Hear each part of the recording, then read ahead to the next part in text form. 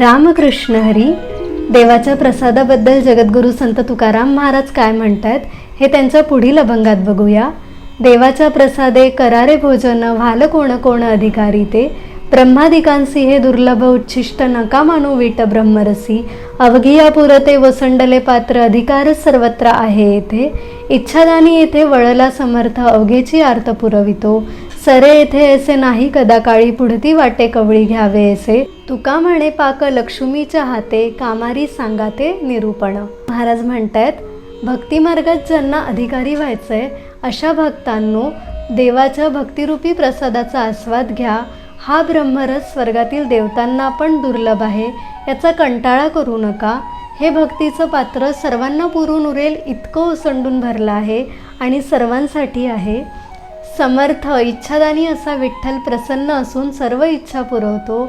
हा भक्तिरस कधीही न संपणारा आणि परत परत त्याचा आस्वाद घ्यावा वाटेल असा आहे. महाराज म्हणतायत, हा भक्तिरूपी स्वयंपाक स्वतः लक्ष्मीने केला असून सोबतीला जे आहेत त्यांचं काय वर्णन करावं.